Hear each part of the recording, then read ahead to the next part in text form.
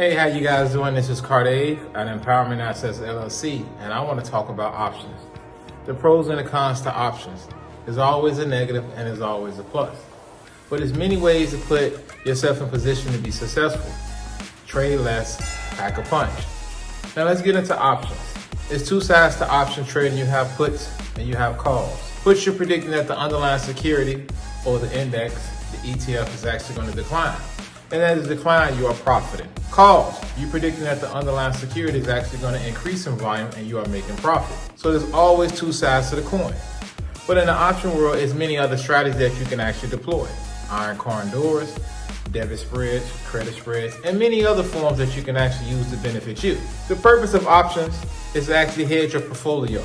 This is where you accumulated assets, which in the form of stocks, equities, however you want to put it. So it's actually the hedge. So if the stock market is in a decline, you can actually put puts against your portfolio, the stocks that you actually own long term, and you can actually make profits as it decline. And you can actually use the profit to buy more shares at the bottom to put you in position to be able to take advantage when the stock actually increases in volume. Did you know that the stock market is always in a trend? Either the trend is bullish or either the trend is bearish.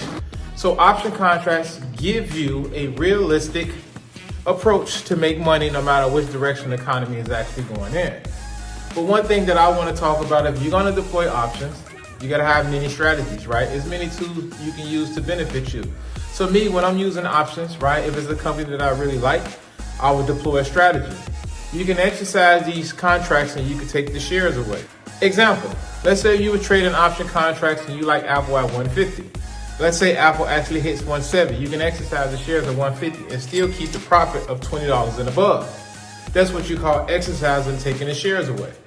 But the basics of options and trading, you're just predicting based off of technical analysis and fundamentally sound information based off of the company's CEO, CFO, cash flow, and many other variables that you can actually use to get an edge in the market. So option trading is beautiful, but the pros sometimes outweigh the cons and the cons outweigh the pros. So now in the cons of option trading, you have something that we call delta and theta. Delta is a dollar price point that every dollar that the stock actually increase, you times your delta, and that's what you make. Example, let's say if your delta is $50 and the stock moves $2. $2 times the delta is $100 profit per contract. So if you have 2 contracts, 3 contracts, 4 contracts, your profit actually amplifies.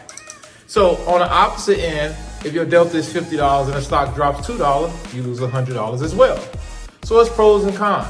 So when you're actually an option trader, you want to be able to pick the best scenario, the best stocks. You want to make sure that the stock or the ETF that you're trading have a high level of liquidity. You want to make sure you have a high level of open interest. You want to make sure that the volume is in your favor.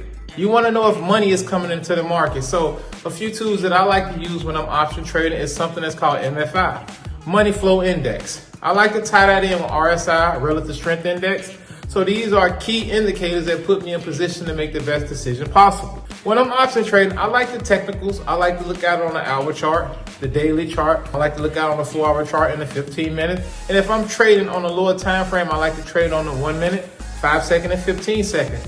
These are all time frames that put me in position to be successful. But not every trade is going to go in your direction. So when the trades do go in your direction, you got to be able to see the green and you got to be able to take the green.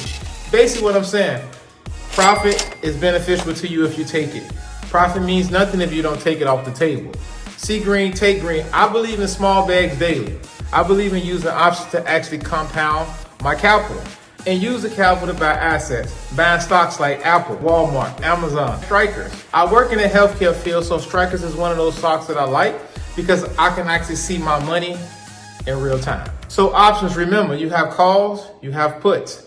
You have delta, you have theta. So theta is time to gain. This is a negative connotation against you, right? So as the stock moves up in profit, remember, if your theta is $1 a day, you're losing $1 per contract. So if you have 100 contracts, you're losing $100 a day. So that's why I say when you are in profit and you can stomach the profit, like basically what I'm saying is, if you see yourself up 10, 20, 30, 50, 100%, take the profit off the table. If you still believe in the trade, take some of the profit, go back in the trade, right? Now, if you don't believe in the trade, take all of your profit and continue to keep it moving. So options is a way to hedge your portfolio. Options is a way to actually build up wealth. You can actually become a millionaire if you do the things the right way. So options is a tool. If you use it right, you can benefit. So this is Cardave at Empowerment Assets LLC. And I hope that you found this and you'll be able to use this to your advantage as you move forward in the option world.